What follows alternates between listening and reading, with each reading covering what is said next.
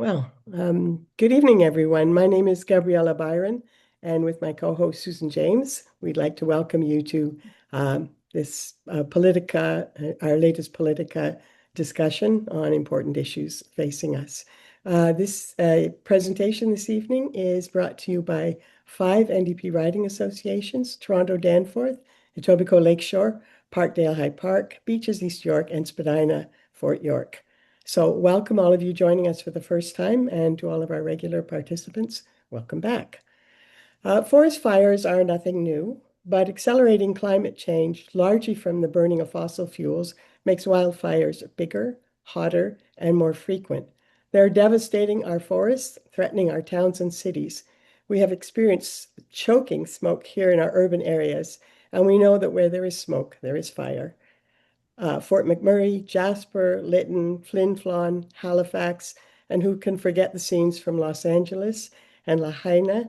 Who's next? This evening, we will take a deeper look at the dangers of climate change, changed wildfires, and their interaction with urban areas, how we can adapt before it's too late, and what policy measures we urgently need to take. We're delighted to have a fabulous panel to provide this information and lead the discussion. We'll introduce them shortly, but did want to share that we had also contacted OPSU to include the perspective of wildland firefighters on the panel, but unfortunately they declined, given that they are currently at the bargaining table with the province. But before we get to the panel, a few words from Susan. Over to you, Susan. Thanks, Gabriella. And again, a big welcome to all the participants here online. And we are really grateful we don't have to schlep through the snowy streets tonight to gather together. Without further ado, we'll look to Lulu Larsencial from Parkdale High Park to acknowledge the lands on which we're dwelling. Good evening, everybody. Yes, this land that we are living and operating on has been the site of human community and cooperation for more than 15,000 years as we sit here in 2026. Most panelists and attendees here, including myself, may be from in and around what is called Toronto. This is built on the traditional territories of many nations, including the Mississaugas of the Credit, the Anishinaabe, the Chippewa, the Haudenosaunee, and the Wendat peoples, and remains home now to many diverse First Nations, Inuit, and Métis people. Toronto is covered by Treaty 13, which is signed by the Mississaugas of the Credit, and the Williams Treaty, signed with multiple Mississaugas and Chippewa bands, and our surrounding areas are also included in the Dish with One Spoon Wampum Covenant. This is an agreement between the Anishinaabe and the Haudenosaunee to share this dish or this area of land that we live within. So newcomers were invited into this treaty, so to speak, in the spirit of peace and respect. Now, the main pillars of the Dish with One Spoon Covenant are that we only take what we need from the earth, that we always leave something for others, and that we keep the dish or the land clean for future generations. This covenant reminds us that we must work together as well as with nature. It also reminds us there is only one tool to share at a successful table, and that is the spoon. There are no knives at this table. We must keep peace while we are caring for the future and minding the resources we use. Now, of course, Canada and Ontario as governing bodies have failed to meet this covenant many times over and bring knives to every conversation.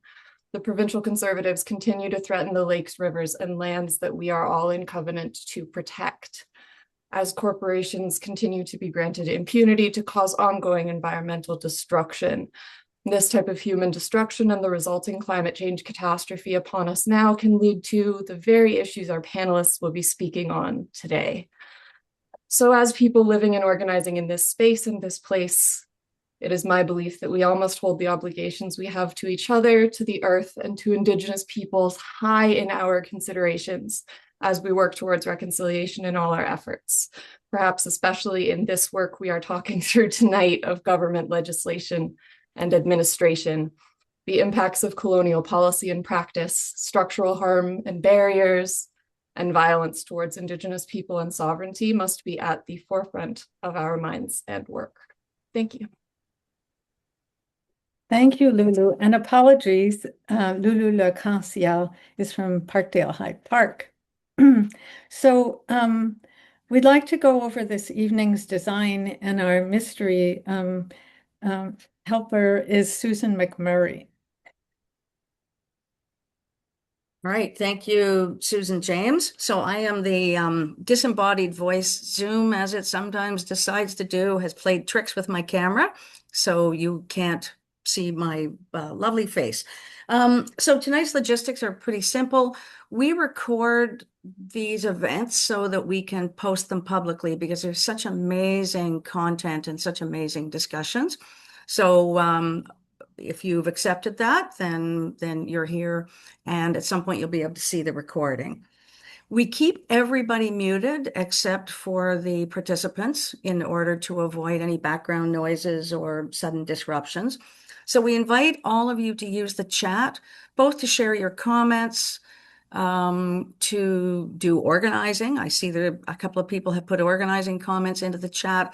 And once the presenters and the discussion, especially that follows afterwards, is underway, if you want to include questions there that you have for the moderator or for the panelists, they can be picked up by our wonderful moderator as the discussion carries forward. I do see that there's at least one person who has phoned in, and unfortunately, if you phoned in, there isn't any way to participate through the chat, but we hope you have a wonderful evening, and that's the end of the logistics. Thank you. Thanks so much, Susan. And now to introduce our moderator for this evening, we're so pleased to have MPP Alexa Gilmore to guide this discussion tonight. Alexa is MPP for Parkdale Hyde Park. She serves as the official opposition shadow minister for women's social and economic opportunities, citizenship and multiculturalism, with responsibility for the Ontario Autism Program. She's also a co-sponsor of Bill 73, Protecting Ontario from Urban Wildfires Act, which we're going to hear more about tonight. As a longtime housing advocate, Alexa previously served as a minister at Windermere United Church. She fearlessly led advocacy efforts in ending homelessness and advancing affordable housing in Toronto. So dedicated. And she also founded the Stone Soup Network, committed to building more just, equitable, and sustainable communities. Over to you. Thank you. I want to thank the Susans and Gabriella and Derek and the team that it has hosted us and is putting this together. Lulu for starting us in a good way with the land acknowledgement, and Peter for the vision that has kind of brought us all to this moment in time. You know, we're here to talk about something that not that long ago, many of us, myself included, would have thought was an unlikely discussion in a city like Toronto, urban wildfires. But we are living now in that age of emergencies with floods and heat waves and record-breaking fire seasons and what used to be the once-in-a-generation disaster is happening every year, sometimes multiple times a year. And the reality is that climate change isn't just increasing risks in forests far away, it's bringing the risk closer to where people live, to our neighborhoods, to our homes, our schools, our apartment towers, our transit lines. And we're already seeing in Southern Ontario those fires in places that historically never burnt. You know, in my riding in Parkdale High Park, it's dense, it's urban, it's full of high rises, full of seniors and families, and it has and boasts and cares for one of the remnant black oak savannas in High Park. And we would lose so much. And tragically, in my riding too, and in many places in Toronto, we know what the lack of preparedness cost us, right? On October 15th, 1954, Hurricane Hazel came through and changed Toronto forever. that storm of a century that brought 200 plus millimeters of rain, took out many homes along the Humber River, and killed 81 people. We know what it costs us to learn these lessons too late. So that is why I am so proud to be co-sponsoring this bill. I'm so hopeful to be in this conversation with you tonight, because we are aiming to learn ahead of it, to be ready, to be prepared, and to help us to really understand what this looks like on the ground. We're going to start with a storyteller, because sometimes story makes risks real in the way that the statistics can't. So I'm going to invite John Valent to speak to us. John is an award-winning journalist and the author of Fire Weather, which chronicles the 2016 Fort McMurray wildfire, a disaster that destroyed thousands of homes, forced 80,000 people to evacuate, and caused billions of dollars in damage. And his work looks at the deep history between humans and fire, how climate change is turning fire into something faster, bigger, more unpredictable, especially at that wild land-urban interface. So, John, I wondered if you can unmute yourself and help us picture what's at stake and why preparation matters so much. Good evening, everybody. Glad to be with you all. We're all strangers to each other, but we share a common interest and a common concern, which is the flammability of our communities, which I think especially back east, but even in British Columbia, where I live, is just such an alien idea, and just not something that we normally factor into our, catalog of daily concerns. And, a flood or a blizzard seems a lot more plausible and realistic to most of us. And that's changing right now. As I speak to you, as we speak to each other, Australia is enduring record-breaking heat right now. There are mass evacuations. There are enormous fires burning in southern Australia. A number of people have been killed in Chile, in Latin America, for the same reason, terrible fires and record-breaking heat. It's their summertime. Our summer is coming. And we've, especially out west, but are realizing now that we have to factor in the possibility of wildfire coming into our communities. And that really only started a decade ago. And I think for a long time, for most of our history, we may have comforted ourselves out here in the West that, oh, we're in a rainforest here in Vancouver. We don't have much to worry about. But that's really not true anymore. And I think too in the Northeast, well, like I'm originally from the United States, so I think of New England as the Northeast. I think of you as our neighbors up there, enjoying similar forests, similar weather, and now, unfortunately, similar flammability. I don't know if you are aware, in November of 2024, a lot of New England and upstate New York and Pennsylvania endured a really bizarre drought and hundreds of wildfires. And Prospect Park in Brooklyn burned. And this is in November. This is a rainy, cold, soggy time of year in the northeastern United States and southeastern Canada. And yet hundreds of fires broke out. And as someone who grew up there, it was simply inconceivable to me that that could happen. And I wrote a piece for the New York Times about it at the time.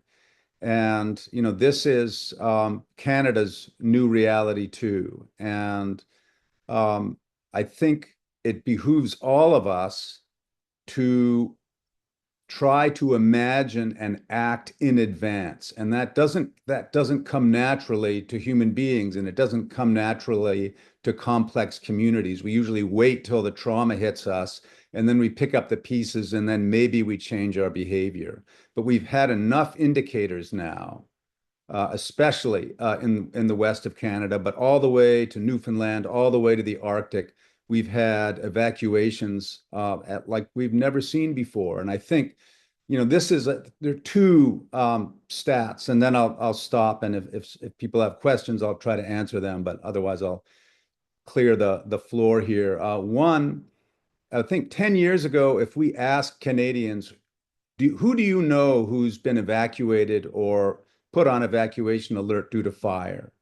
And though the answers to that would have been regional and spotty at best. And now, I think if we polled Canadians from Vancouver Island to Newfoundland to Yellowknife and said, have you or anyone you know been evacuated due to fire or put on alert for the same?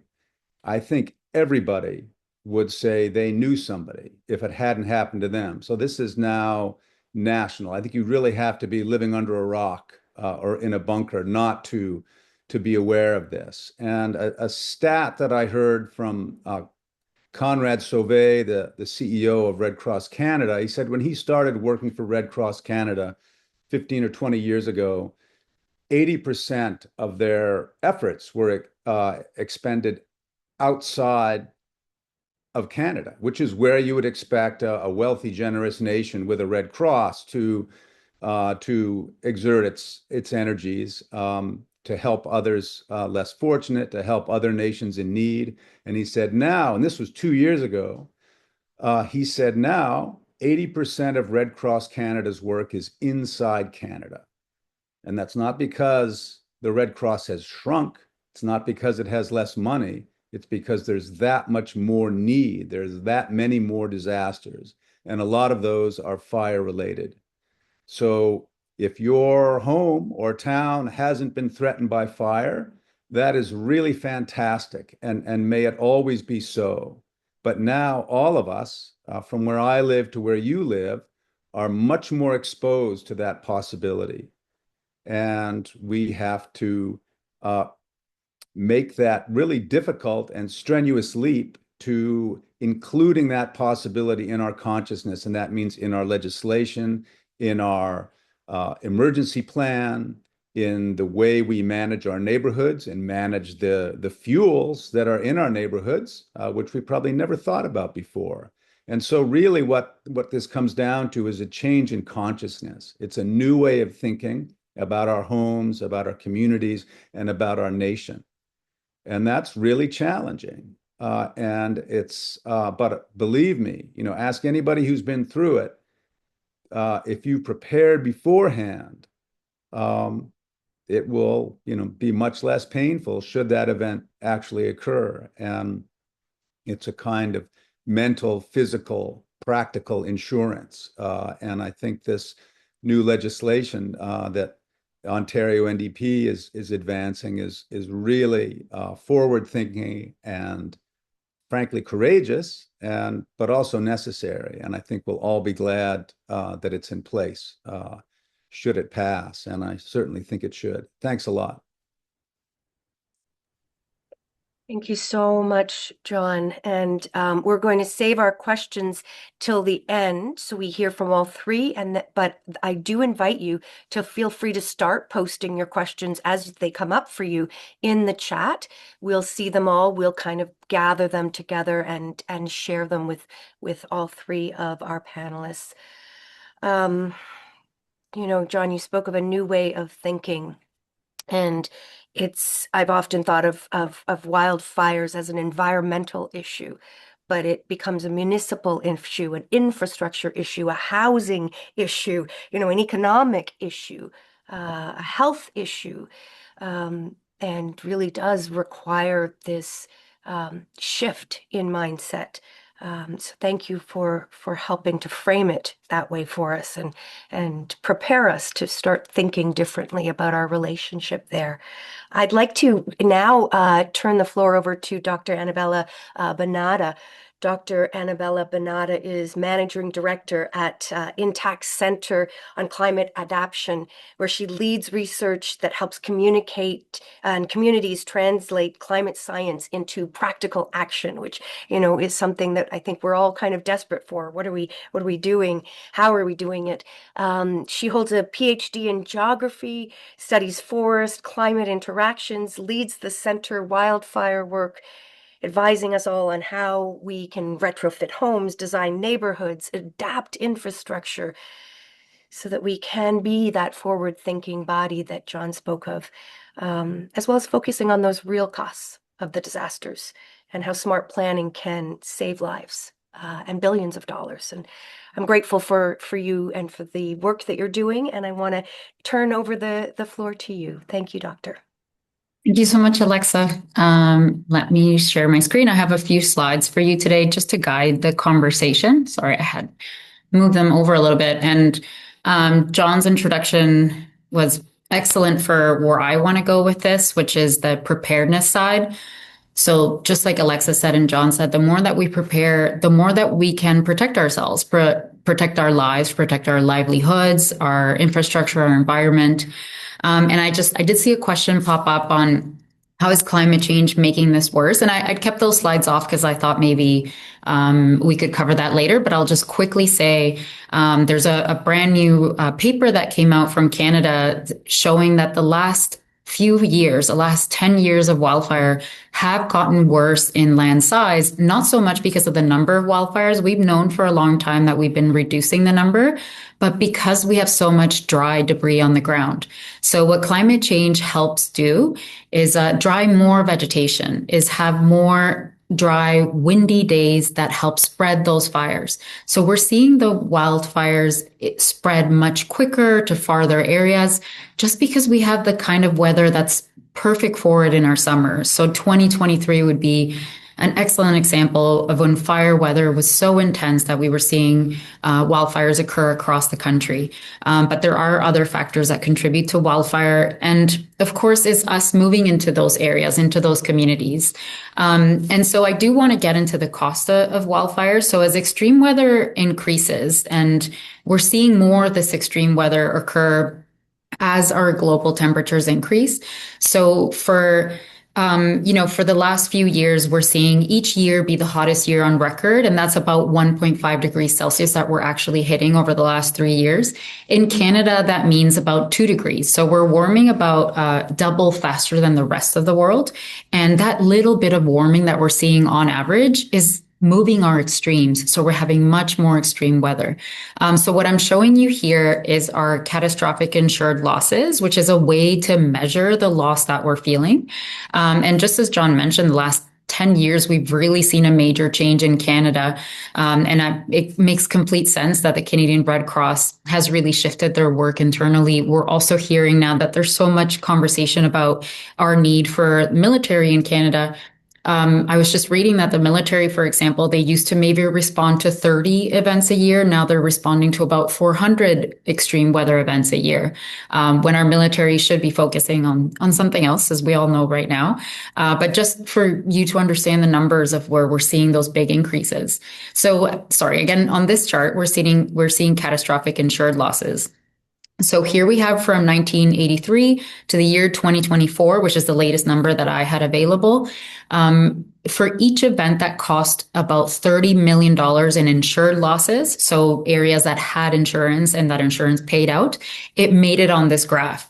So up until that gray area, so about 2009, on average, insured losses were anywhere from $250 to $500 million a year.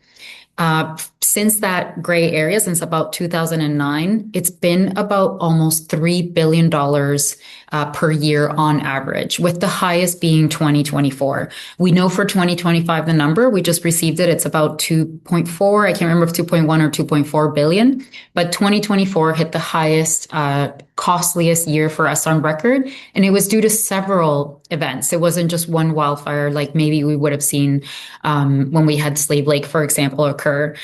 So several events in 2024 led to this high cost. And for wildfire in particular, you'll see at the bottom, we didn't really have major wildfires before. They all really started to appear in the last 10, 15 years. And for wildfires specifically, catastrophic insured losses have increased by about 740%, or 7.4 times what we used to see before this 10-year period. And for every dollar of insured loss, so this is only when insurance is paying out, we have about 3 to 4 in uninsured losses, and that's that little number I have just in the back at the front. And that's money that's paid out by our municipalities, our taxpayers, and it's for areas that are either uninsured or other losses that we might not be capturing here. So the cost to our health system, for example, we don't really have a good number for that, but we know it's very high. The cost from lost time from work, from businesses having to close down, all of that is not captured here. So the costs are major when these events occur. And so when we talk about this and talk about the risks that we're experiencing, what we really want to focus on is what can we do to make this better? And we call that climate adaptation and wildfire management, but climate adaptation is the work that we do at the Intech Center where I work. So there are two things that we need to do. We need to reduce our greenhouse gas emissions, so that's called mitigation, so that we can slow down climate change and hopefully stop it. Unfortunately, the bad news is we're not doing that quickly enough. So we're moving in the opposite direction that we want to be moving. So while we continue to do that as a globe, we need to adapt our communities and our homes to better withstand and become more resilient to these impacts that we're already feeling. And so I've listed here kind of all the things that we can do when it comes to wildfire management, but I wanted to point out the two that we focus on at the center, and that's community planning and preparedness and a whole of society engagement. So everybody needs to be part of the solution in order for it to work. So to get into what we need to do to protect our communities and our homes, the most important thing is to understand how wildfires spread. So there's a lot of misunderstanding here on what can actually cause homes or communities to burn down. And so we hear a lot of different methods across the country, and we should only focus on what's happening in the forest. But not really. Even if we do excellent forest management, wildfire is natural in Canada. So we're going to continue to have it, and we should. Species need it in order to survive, to be healthy, for our forests to be healthy. But we've built our communities very close to these areas. So it's called the wildland-urban interface. That's anywhere where we have forests or grasslands that come close and encroach on our communities, or we are encroaching on those areas as well. And so if a fire is occurring in the forest, the embers from that fire can travel up to 2 kilometers on average, but there have been anecdotes of embers traveling up to 17 kilometers. And just like we saw in 2023, some embers jumped the lake not Okanagan. I forgot the name of the lake. Sorry, but they jumped over a lake and affected the community on the other side. So we know that homes generally that are ignited or that burn down are ignited by about 90% of the time due to those embers that are flying. So we don't need to be directly exposed. So that means that we should do everything possible, which I'll talk about shortly, around our homes and our communities to remove any ignition sources or any combustible material where those embers can fall. Extreme heat can also ignite homes, and of course, direct flame. So, and the bottom image here is showing that when we have a continuous area, we're more likely to let that fire travel through it. So knowing how wildfires spread, we come like Canada as a country, Fire Smart, our wildfire managers, we know what we need to do to stop those fires from reaching our homes. And so what we've done at the Intech Center is take all of that incredible information that already exists and put it into an easy to understand, actionable infographic. The very first layer at the top is the step one are things that can be done by residents themselves, are low cost or no cost. And for example, that includes removing a wood pile away from your home. And that's the third one there. And I have some of these pop up. Pruning trees back by up to 2 meters so we don't let the wildfire travel. The second one is completing simple upgrades that don't cost that much, but you can still do yourself. So for example, installing non-combustible ground surfaces within that 1.5 meter perimeter of the home. That's the most important area to keep clear from combustible materials, and it'll really help protect the home. And finally, more complex upgrades. So this can be any of the ones below, but for example, changing a roof. If you're already planning to change the roof of your home, retrofit your home, installing a roof that's fire resistant can really make a big difference. But I did also want to include a wildfire community infographic. And so for this one, instead of the cost level, we're looking at different things that can be done, all the way from structures to community design to emergency response. So the ones that are highlight are, for example, removing any vegetation from around power lines. So this can easily be done and should be done and can really prevent wildfires from occurring. Making sure that we have a place where we can either take in, for example, people that have to evacuate their communities, or for our own members of the community, and for city centers or urban centers or areas like where we are all calling in from today, and we're close to Toronto. This is becoming more important with these wildfire smoke events. So we're all experiencing wildfire smoke. We experienced it this past summer. And in 2023 as well. So having a place to go where you can breathe fresh air and be safe, as it can really affect people's health.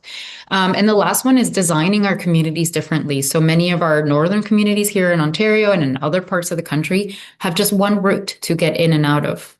If that route gets blocked by a wildfire, by anything, evacuees need to be taken out through helicopter and airplane. And we saw that over this past summer in some of our northern communities. So it's so important to start to plan our communities better for evacuations.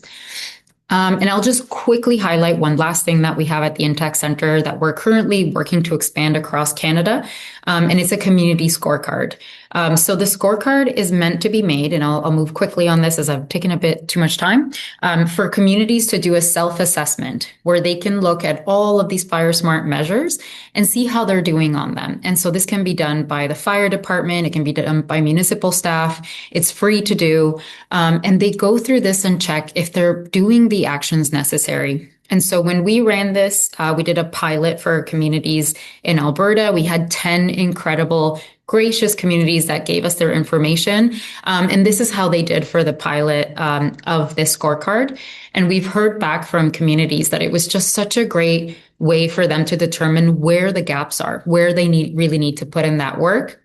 And as you can see, for example, Canada is doing amazing with cross training. And I know this is just for the pilot communities, but we really know how to do emergency planning, cross training, how to work together across provinces to fight these fires. There's a lot more that we need to do with legislation. And that's exactly where this conversation is going today. And I'm so happy that I get to be a part of that, because that's where most communities are not doing well, just because they don't have the tools in order to implement legislation that would prevent these fires from encroaching on our communities.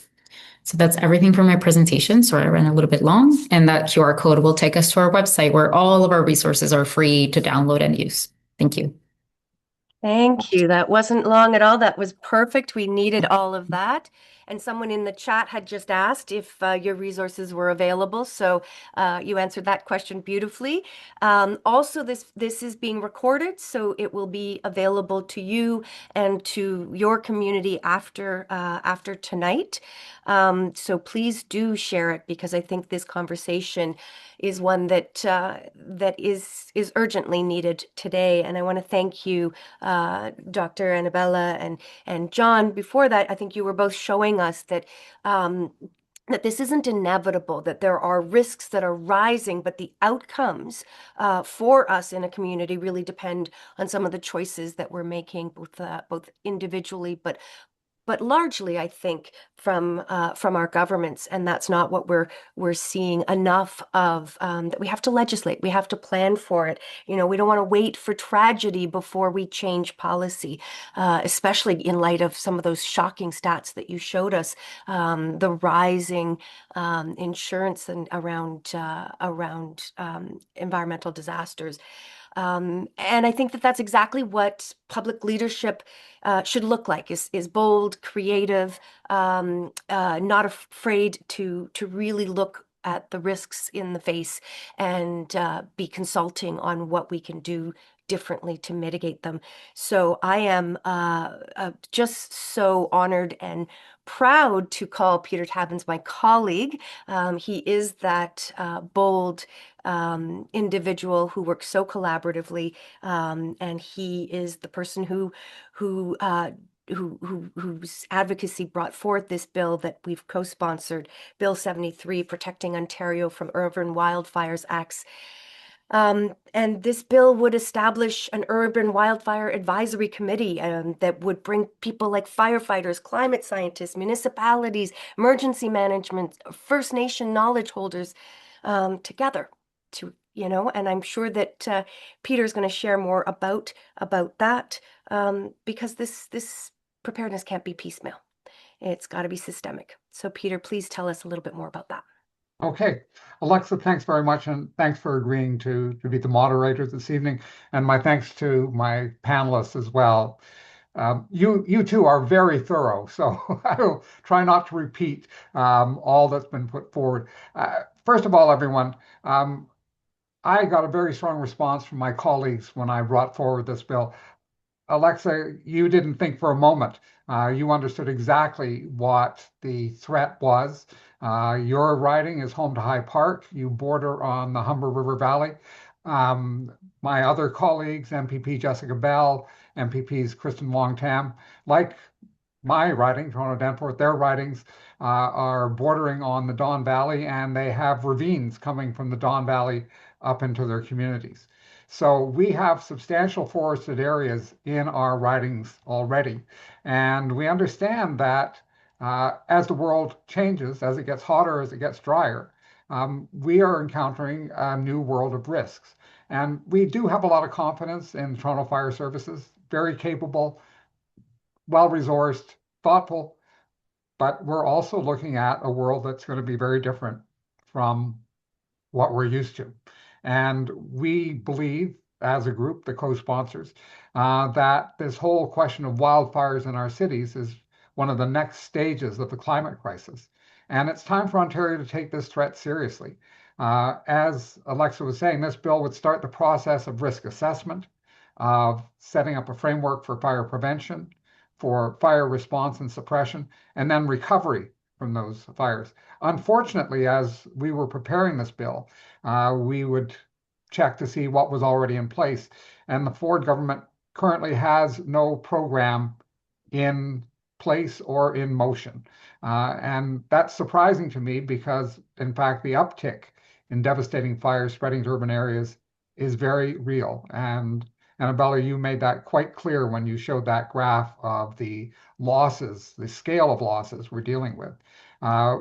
Obviously, we've seen problems in cities like Los Angeles, New York, and even London, England, where fires have spread into urban settings. And closer to home, both Halifax and St. John's, Newfoundland were at risk just this past summer. And in the past, in some of these cities, people paid for a lack of preparedness with loss of their homes, and in some cases with loss of their lives. And Alexa, as you've said, we can't afford to make the same mistakes in Ontario. Climate crisis isn't going to go away. Ontario needs to prepare now to make sure that this risk is addressed. And unfortunately, we are dealing with a government that is compounding the problem by actually not taking on the climate crisis itself, not dealing with emissions, GHG emissions, carbon pollution.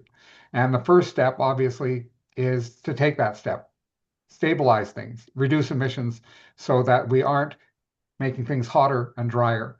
And frankly, if the government isn't prepared to take on emissions, then at the minimum, they should be making the investments to protect us from the consequences of those issues. People shouldn't have to wait until they're fleeing their homes in the middle of the night to have preparation done for what's coming at us. I have to say that one of the things that's been really striking to me is the acceleration of global heating. 5 years ago, climate scientists thought that the current path of growing carbon pollution would mean we'd hit the 1.5-degree increase in global temperature by the late 2030s or early 2040s. Well, credible studies that came out in this past year indicate that we will probably hit the 1.5 level in this calendar year. That is a big change. That is a real acceleration of the scale of the problem. And the 1.5 line is a major red line. Globally, world governments have committed to keeping the temperature increase well below 2 degrees. Well, again, thinking until recently was that we would hit this danger zone in the 2050s. It now appears that we may hit it in the latter half of the 2030s. And even at our current temperatures, we're seeing unprecedented fires, forest and urban. And so every step closer to or over the 2-degree increase means more fires in places where we never expected them. And so we do need that credible program in place that we don't have right now. Now we could have it. Alexa, Kristen, Jessica, and I will be pushing to have the legislature adopt our Wildfires Act and deliver the funds and programs that implementation will require. And it's not a complex piece of legislation, folks. This is not 500 pages. The concepts are fairly straightforward. The bill starts by requiring the Minister of the Environment, Conservation and Parks to establish an urban wildfires advisory board within 90 days of passage. And as Alexa said, bringing in climate scientists, firefighters, municipal officials, forestry experts, First Nations communities to assess the problem that we're facing. And right now, no one is doing that assessment that I can tell. I actually asked the legislative research branch to check around to see what was available, and it's not there. This is new ground that would have to be broken, and this group would, I would hope, secure the information necessary to determine the scale of the risk and the timelines for the risk. And then it would be charged with making recommendations for fire prevention. And Annabella, your presentation was excellent. Implementing those kinds of changes all over Ontario would make a big difference. Recommendations for fire suppression, I'm going to talk about that a bit further as we go on, but also recovering from urban wildfires and protecting people. And again, Annabella, you talked about evacuation, and that's something that's come up numerous times when I've been poking around on this issue. So based on the committee's assessment and recommendations, the government would be required to develop plans and legislation to protect Ontario. Again, I find it kind of shocking that an assessment hasn't been done and the risk isn't being checked on right now, but that's the case. And we are going to have to, I believe, press for changes in building codes. We're going to have to make investments to help people retrofit their homes so that they are more fire resistant. I noticed in the chat a number of people asking questions about how we coexist with trees in an urban area because we need them for cooling and for air quality. And it's going to mean that we put more money, I believe, in clearing out combustible materials like dead trees in parks. And in Toronto, dealing with combustible material in ravines and river valleys. We need the trees, but we need to make sure that tinder is not there. And we have to figure out a way to put out these urban fires in a rapidly heating world. John Valiant recently directed me to an Australian report on the Los Angeles fires. And in that report, it was an Australian report, noted that these fires were of an intensity and scale that no fire service could control them. And in fact, some of the fires we've seen in the last few years create their own weather systems. So we have to ask ourselves, how do we change our firefighting tactics? How do we change our equipment to deal with this new challenge? And in particular, give ourselves the ability to suppress fires early enough, hopefully prevent them in the first place, but should they break out, suppress them early enough that they are controllable. And we need plans for recovery after a fire. I mentioned that. There are a number of things that come up that I had not thought of as I've been checking the literature.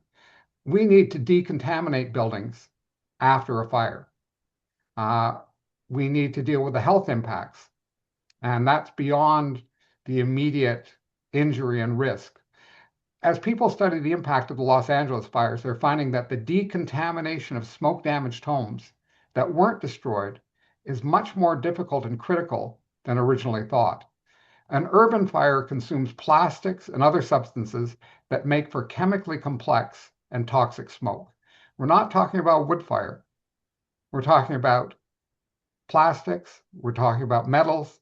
We're talking about gases, asbestos. We are going to have to think through how we deal with a more toxic smoke impact than we have in the past.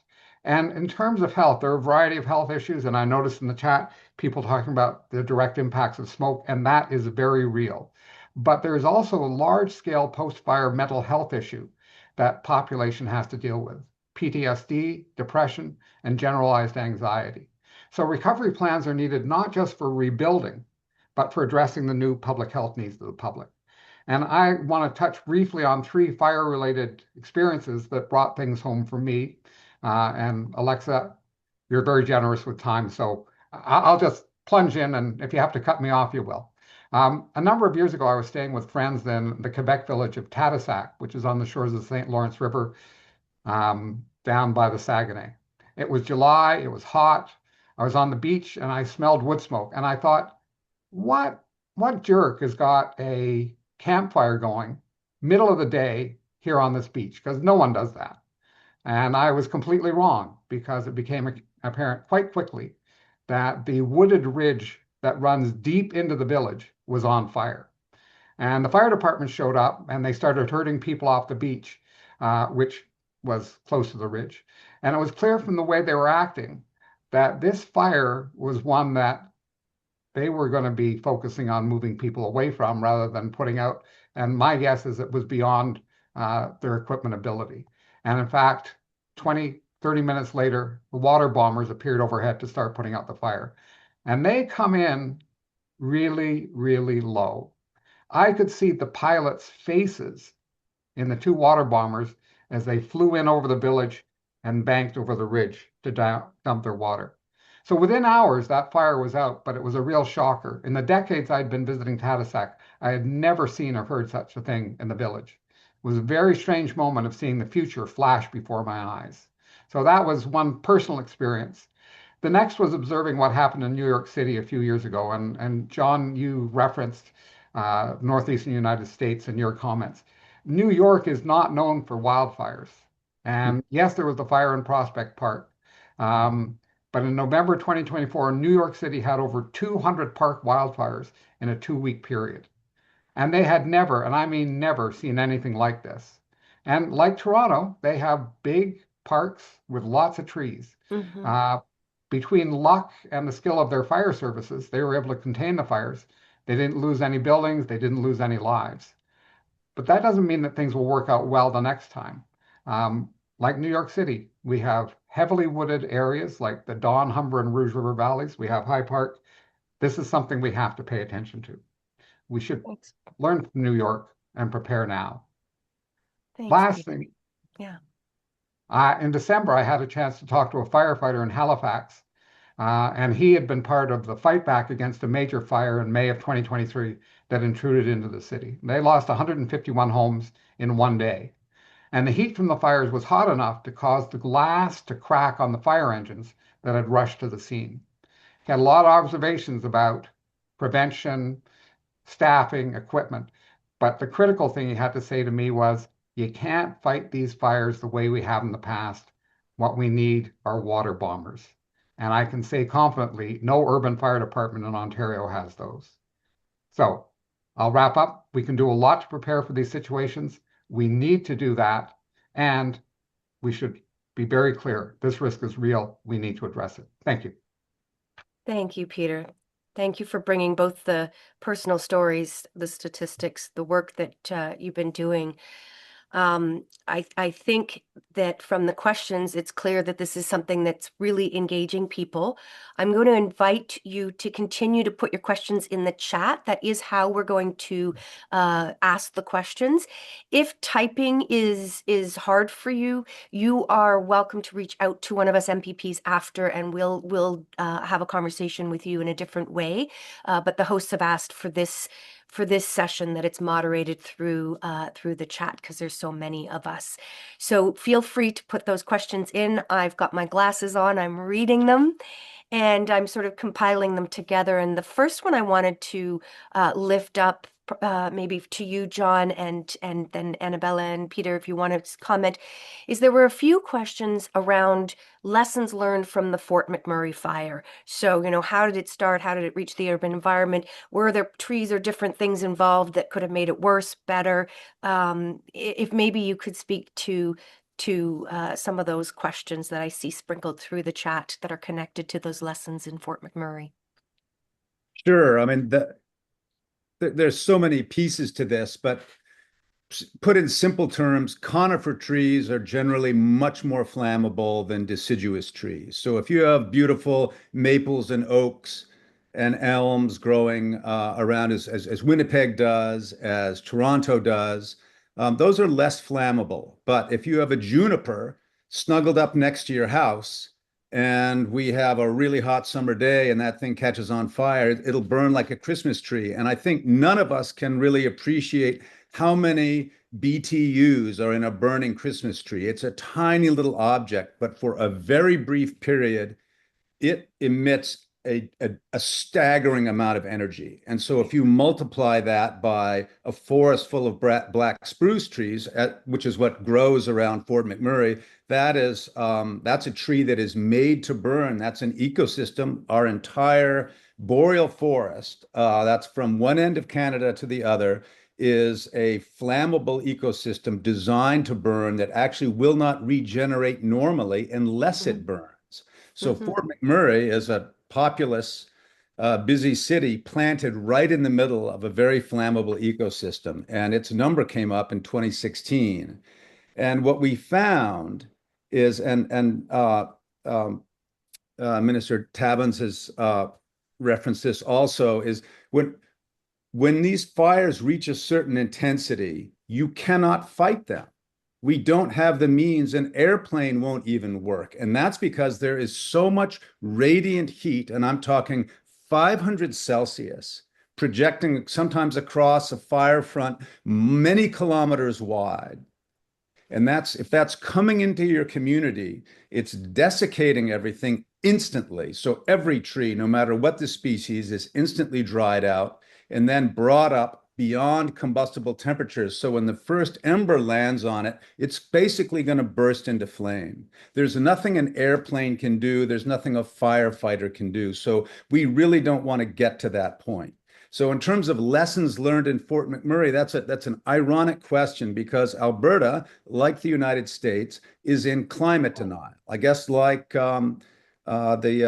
the premier of Ontario too is really not dealing with the elephant in the room. And so what they did in Fort McMurray is they built the city back exactly the same way. And I think they're hoping, as Whitehorse is hoping, is that by basically cutting enough trees down around the perimeter, you can build a fire break that will slow these future fires down. And there's some truth to that. But what we were saying earlier about embers that Dr. Bonata referred to, that's a real thing. And most of the houses in Fort McMurray burn down from embers or from the neighbor's house igniting them.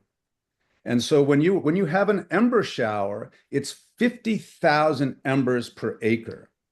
And if you have radiant heat coming into your community that's 500 Celsius, all you can do is run away. And so that's what they're doing right now, literally as we speak to each other in Australia, is people are fleeing communities because it is simply not safe to do anything else. And that's a terrible position to be in, but it's way better than being trapped. So we have to realize that we are not going to out-tech this. No amount of AI or firefighting drones is going to stop this when these things really get rolling. And what we've seen time and time again now is that capacity for fires to reach that intensity virtually anywhere in our country. We're not talking about LA. We're not talking about Southern Australia. We're talking about Canada. And we can do that now too. We can generate those kind of fires. So it's humbling. And most politicians, with these couple of rare exceptions before us right now, will probably tell you, we can, if we just need more money, we just need more planes. And no, I really think fire smarting that Dr. Bonata referred to, and these are beautiful charts that she showed us. They're really simple to understand. It's as basic as IKEA instructions. It's very low tech. These are things that we can do with our family members, by ourselves, with our neighbors, and with our community fire services, who are deeply, deeply invested in our safety. And so there's more to be said on that, Yeah. but I really refer you also urgently to the Fire Smart information and Dr. Bonata's information, which really can save lives, not to mention your home. Thank you for that. Um, Thank you. And Dr. Banata, I wondered if you wanted to, jump onto that question, but also with a bit of a twist in that I see you've been very active in the chat, which I'm tremendously grateful for. So I want to direct people's attention to all the wisdom that is being left, the breadcrumbs for us that are there, and maybe as you fill in anything that came up for you. Also lift up anything that you've maybe pointed to in the chat that you might want to say more about, because I know sometimes one sentence doesn't do it. So if there's something in there that you particularly want to draw our attention to. Oh, thank you. I appreciate this audience tremendously because they're really listening and they're finding all the little loopholes and saying, but what about this? But have you thought about, how it's going to affect, like, for example, if we just take down all the dead debris, what is that doing for ecosystems that need it and animals that need it? You can't just cut down trees. So there's a lot of misunderstanding with fire smarting around homes. And John just said, if you have a great deciduous tree, you don't need to go and cut it down. But if you have some branches that are hanging over your roof, you might want to cut that one down, but also maintaining vegetation. So the issue is with climate change, we're also seeing more pests in our forests. And so some trees are just not that healthy. So if we keep those around, we're just increasing our risk. Another excellent question is what about urban centers that have another very high risk, which is extreme heat? And of course, Peter talked about this as well. Extreme heat is a huge risk, especially for our more equity deserving populations. You're telling us to cut down trees? No, not at all. Again, maintaining it in the right areas, having what we need for the more equity deserving populations. But with extreme heat, the bigger risk are the people that live the most isolated and that have a chronic illness. So there are other measures that we should be focusing on as well. It's not all just about vegetation, and that seems to be the main focus here in this conversation. So I would suggest determining what your highest risk is, what's the highest risk for your community, and what are some of those simple, easy actions that you can do.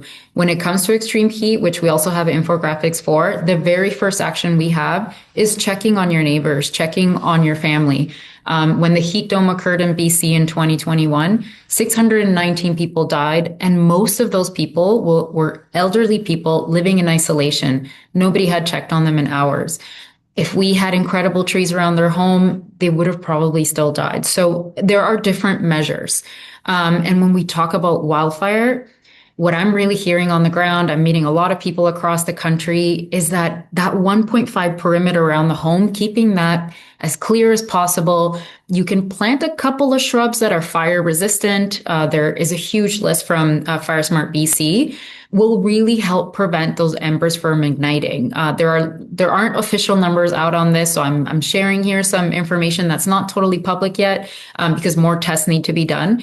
But it incredibly reduces the risk of the home burning down. So focusing on what you can really do and starting those small measures to protect yourself and your home. Thank you. Thank you, Annabelle. Peter, did you want to add anything to what's been said here around lessons learned, around fire smarting, anything like that? Well, Dr. Bonata's comments are very, very useful.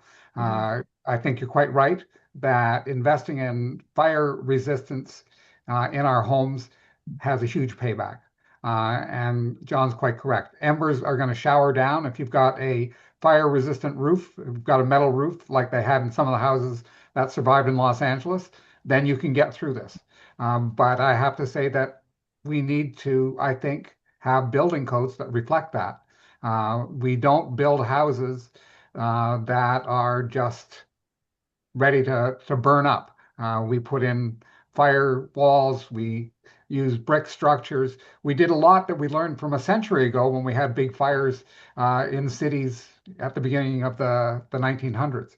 Um, we're in a different world. We need to be more fire resistant. So different codes. But I also think financing retrofits and going to homeowners in a systematic way through cities where we're looking at vulnerabilities and saying, we'll give you low interest loans.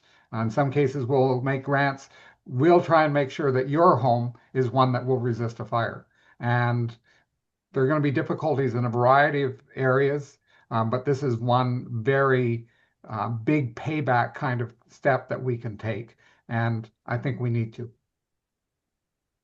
Can I jump in real quick with just a couple of, in terms of home building? And again, these are quite easy retrofits or new additions, and that is the soffit ventilation that is built into most modern homes. In other words, to create ventilation in the attic so it doesn't get too hot. A lot of homes in LA burned because ash embers were inhaled because of the incredible pressure changes that occur in a big fire.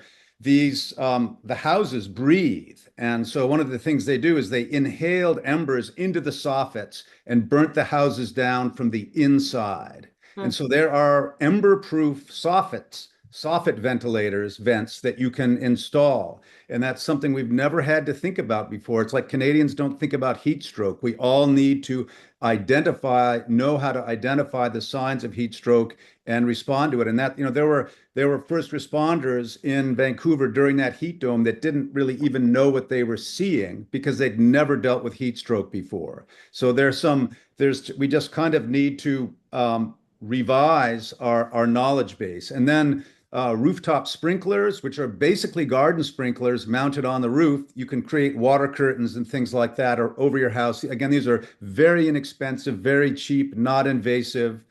They use regular water. You don't need special pressure or anything, but you can, especially for remote places, cabins, more isolated structures, you can create a water curtain. And so when the embers land, they sizzle instead of ignite.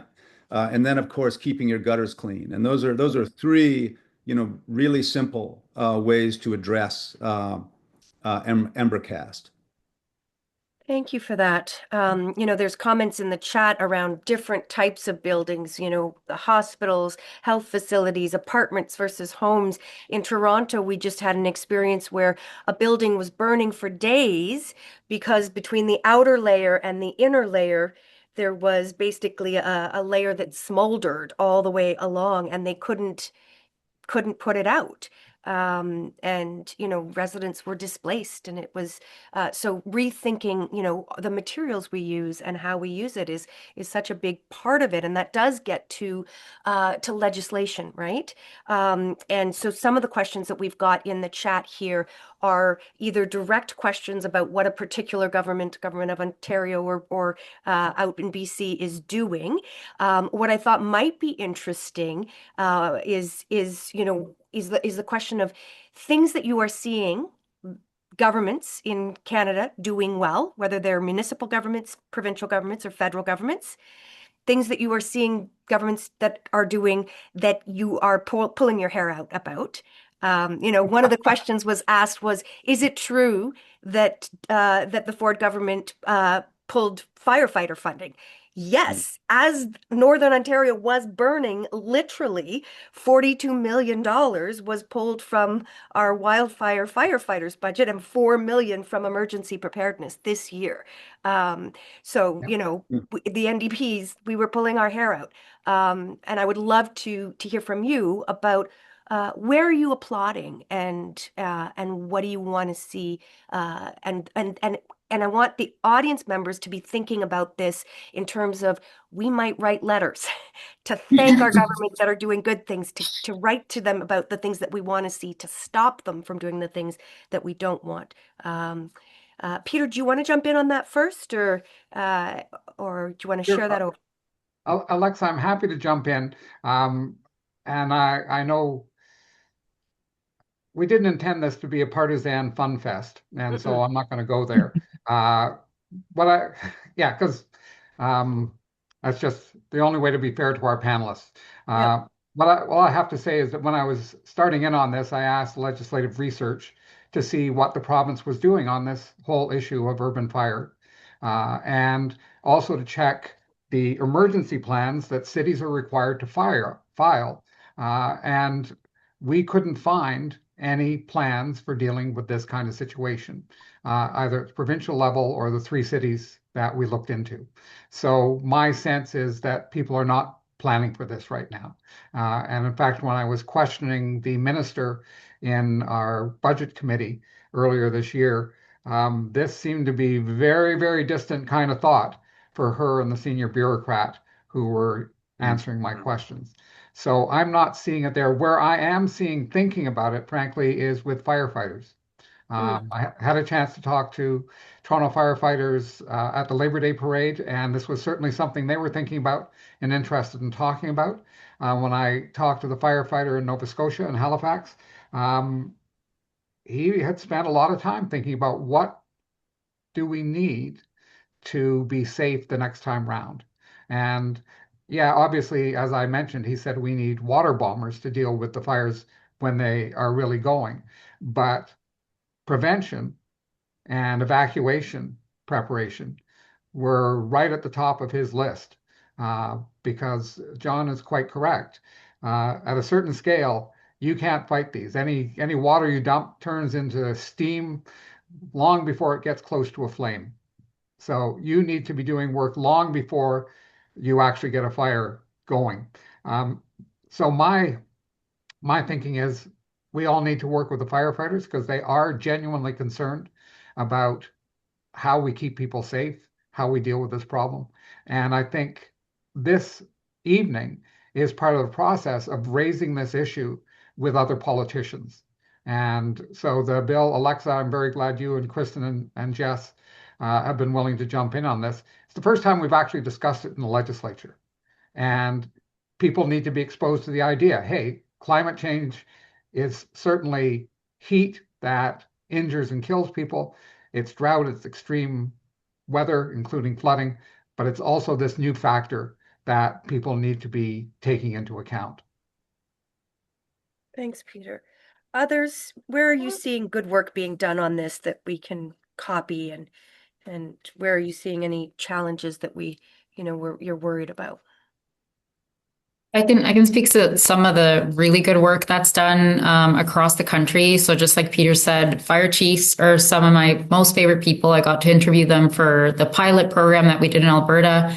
They understand the risk. They really deeply care. They're working their butts off to do everything possible to reach communities directly. So we had some fire chiefs that were holding events, and they would go with like their own machines and cut down branches and do the mulching and then have a pizza party for the community. And people wanted to come out and they would say, hey, can you cut this one for me and help me out? So they are on the ground doing the work. When it comes to different political levels, we have a lot of engagement from mayors because mayors are at the front lines of what's happening with their communities. Municipalities deeply are feeling this, but they're also stretched for resources, both whether it's humans doing the work or a better budget in order to bring the information around. So when we tell them about these infographics, they start distributing them right away. They're free. So there's a lot of engagement there. And of course, and not to suck up to you, but MPs, they really get it too because they represent constituents. So it's not just about the party and what the party's thinking. This is where I do see that it's a bipartisan issue, that it's non-bipartisan, whatever the word was, because you care about your constituents. You're there to represent them and you want to bring the best foot forward for them. So there is a lot of excellent work being done. This is just such a major beast that everybody needs to do their part. Thank you. So one of the questions, in this conversation, kind of leads out of that piece is that this is all our work to do, right? The fire chiefs, yes, but the mayors, the MPPs, the MPs, but also every neighbor checking on each other, making sure our home, making sure our neighborhood is fireproofed and ready. when it comes to inviting this bill forward, somebody's asking, how do we get this bill passed? Anna, what are the ideas or thoughts on sharing it? And I think one of the things that, keeps us away from not just this bill, but into that bigger space is these conversations, right? The kitchen table conversations as well. The starting to socialize and normalize this, that's not the right word, but to make this a normal part of living in the same way that we teach our kids how to swim, right? And we teach them about putting on winter clothing, right? That sadly, for good or for not, this is part of how we will be thinking about and raising the next generation. But I throw it out to the three of you around that question that I'm seeing in the chat, which is how do we get this bill and this conversation even further off the ground than the wonderful 121 people on this call. If I could start on that, and I'd like the thoughts of the other two panelists as well, but things pass when there's public demand for it. And if there's not public demand, it dies. And so I'm going to be working with others. I notice people here from Seniors for Climate Action Now who are attending, and they're a fabulous organization. They're good organizers. They'll get the word out. And I hope other organizations will do the same. And we need to make this an issue in Ontario. I mean, the bill is a useful tool as a way of raising consciousness. But when the issue becomes a big public issue, then there's a potential to actually get something passed and done. And the other thing I have to say to everyone is, having been around the legislature for a few years now, bills may die and governments may just steal the ideas and introduce them and take credit for it. Fine. I've had it happen before. I'm happy with it. The critical thing is actually that the work gets done. And so for all of us, the number one thing is making sure this becomes a public issue. Adaptation to a hotter world, and there are a variety of aspects, but this fire aspect is one that I think catches our attention because it's so threatening and because, frankly, it's something we haven't had to deal with for a century now, and it's scary. I've been really encouraged by the interest that I've found, because there's a lot of things to concern us right now, especially Canadians. And I actually I'm just coming off basically what ended up being a 2.5 year tour of fire weather. This book that I wrote that came out in May of 2023, and I've been on 5 continents now, and with this book, and it's my publisher is not sending me there. People are wanting to engage with this really difficult, often frightening subject. So there are a lot of brave, conscientious people all over the world who want to spend, their evenings or parts of their day leaning into this really difficult subject. And so that made me really proud to be a human being, and really honored that people wanted to include me, in this difficult conversation. And but it really, I mean, we are communal beings. That's really our superpower. More than any water bomber or more than any pot of money, our ability to act communally in the common interest. And you see it at every four-way stop sign. There's a bunch of strangers all keeping each other alive there. You can call it self-interest, but also most people don't want to cause other people harm. And as people see and feel how much tangible, palpable, lasting harm these fires do to our neighbors, our countrymen and women, we really don't want that to happen to us, and we don't want to see it happen again to others.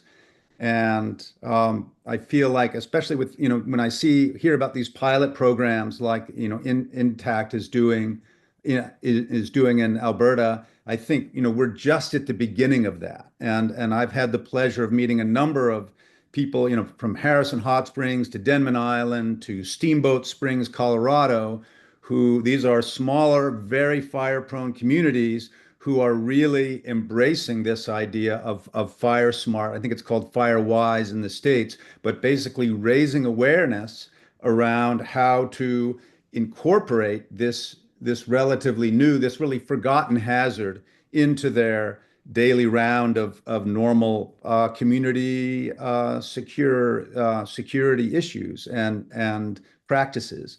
And it's really not that hard. It's just again, it comes back to this way of thinking, and then I think it really helps to have support from the fire department, because I recognize that not everybody gets along great with their neighbors. And so telling their neighbor to cut down the juniper tree that their grandmother planted, is not going to go over that well. But if a firefighter is there saying, folks, you folks in this, section of the cul-de-sac, these are where your greatest risks are. And if they identify that juniper tree, it's going to be less personal. And again, we can be, more, supportive, rather than having to get into these kind of over the fence, well, you better do this. And so, but really, this is going to be a gradual, probably decadal process. This is a culture change. The same way moving into renewable energy is, the same way you see certain people embracing electric cars and other people really, wanting to, stick with the diesel. And different people are going to move at different pace. But again, when we have legislation, when we have buy-in and connections with our firefighters and other first responders in this common purpose, I think it makes it easier to move into this unfamiliar territory that will ultimately keep us safer and could actually keep us more connected. And that's so well said. I saw in the chat as you were talking that one of our audience members is going to reach out to their 7 lake associations and bring the fire chief in. And, that's that idea of we don't have to necessarily Yeah. point over the fence, but we can Yeah. have that conversation. And I was thinking about the residents associations, the riding associations, Exactly. the larger circles where we can have that conversation. And I remember years ago hearing that only a common demanding task builds community. Mm. And, this has that capacity to bring neighbors together, to bring, Yeah. us all together around this very demanding task in front of us, but has the potential to bring out our best human selves as well. And on top of that, look at the fatalities in these really devastating fires that Canada has been through. There's only a handful. Mhm. And look at Chile, look at Australia, look at California, look at Greece, look at Spain, look at Portugal. Really, they've had mass fatality events. And Canada has been lucky, but also what we're seeing too is the power of community. Mhm. And when there's a real threat, when it's really in your face, Canadians don't go all, oh, how do I get out of here and save myself? And I'll jump the median and go the wrong way down the road and not listen to the police officer. That's not what happens. Mhm. People actually get much more tuned in and much more focused. And so we have that capacity in us. And imagine if we could marshal that energy, marshal that community spirit that transcends race, ethnicity, culture, and language, as Fort McMurray proved so eloquently, and use that energy proactively. And something that may interest people who aren't from Fort McMurray, in 2016, when that terrible fire swept through the city, there were 80, that's 80 first languages spoken in that city. So that's basically Babel. That is, you would think you're going to have chaos. This is not a cohesive community. How are they going to save themselves? There was not a single fatality due to the flames in that fire. So and Mhm.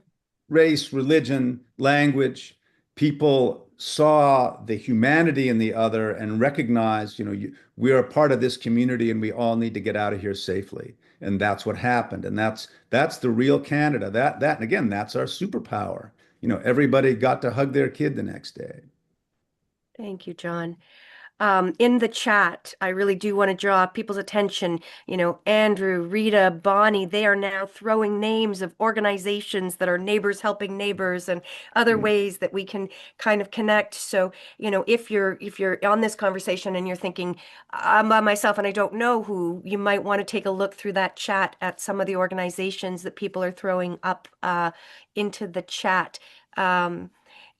Kathy's asking if we can share the information in the chat. Susan, Gabrielle, Derek, somebody let us know, maybe write in the chat for me if we can compile that and send it out or not, or send out even just the chat as a list.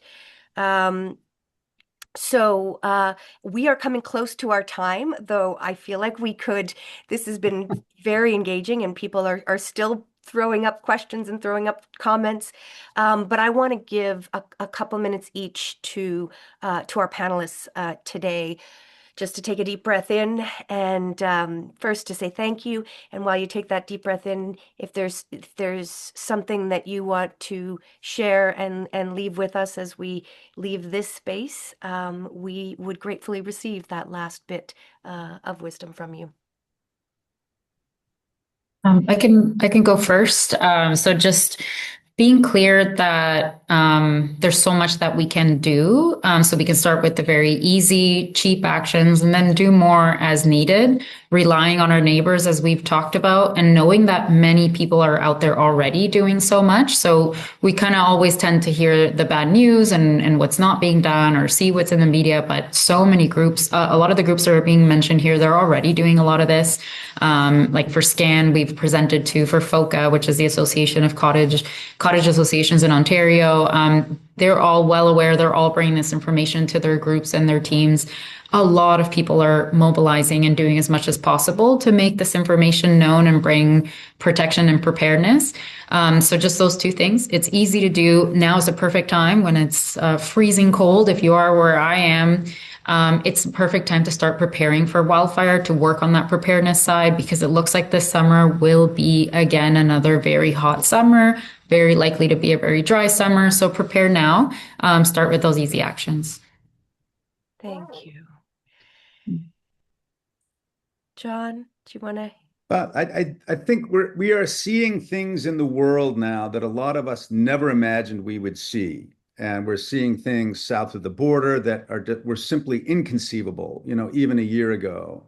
We are seeing things, in the Middle East, that again are just really beggar belief. And we're seeing fires that really surpass our psychological capability to really understand what they are. And I spent a lot of time in my book Fire Weather describing that moment of arrival and how people, the moment they looked up and realized, my God, there is this colossal energy coming into my town. And an hour earlier, it wasn't like that. That's how quickly the change happened. And so we're living in an accelerated time, and it's happening with AI, it's happening with politics, it's happening with climate, it's happening with energy. There's an amazing energy transition happening. Canada is not leading the way on that, unfortunately, but other nations are, and it's quite exciting. So we kind of have to fasten our seatbelts generally, but and this again is, I love seeing this list of community groups that's coming up, and that is the fault. How do I respond to that? What should I do? I think the first thing to do is to get to know where you live and get to know who lives there, and find find affinity groups, whether it's a neighborhood group or a climate action group, and not worry too much about the people who either are tuned out or believe something very different than you do. Rather than trying to persuade them, convert them, go where the more amenable energy is, especially when it moves in a healthy and honest direction. And these are times that are really going to require courage from all of us. But think of our forebears, think of all our ancestors, think of what they went through to get us to this place. And all of them did at various times enormously courageous things and endured incredible hardships of every kind imaginable. and we're their descendants, and we are the survivors of those events. And that's the power that we have, and that's the legacy that we now have the opportunity to advance wherever we are. Thank you, John. Peter. Well, first of all, can I say, Dr. Bonata, John, fabulous to be on a panel with you. I loved what you folks had to say. Really high quality. And Alexa, it was very good of you to be willing to take this on, and it's been great to work with you at Queen's Park on this issue. Like you're a strong, strong environmental ally. Very nice to have in a chamber that's not always that friendly to environmental issues. Folks, we do have to take on the fire issue. We have to make it a public issue. If we're going to be successful, that's what's going to have to happen. I want to emphasize, though, that the bigger issue is climate change itself.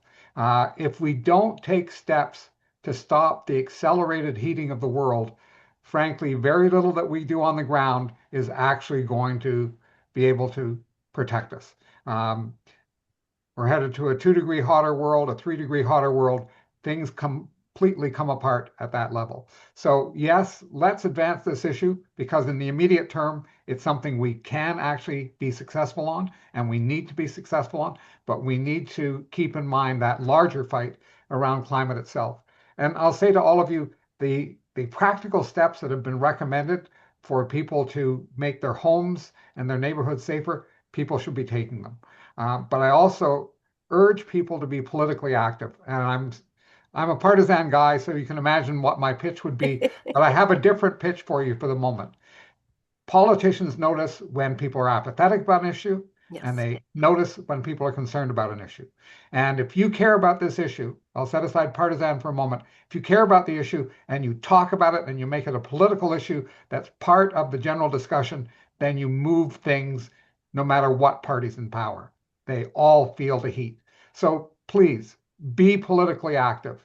Now, please come my direction. But that aside, be politically active generally, and that will reshape the world. Thank you, Alexa. Thank you. Thank you, everybody. I want to thank the panelists.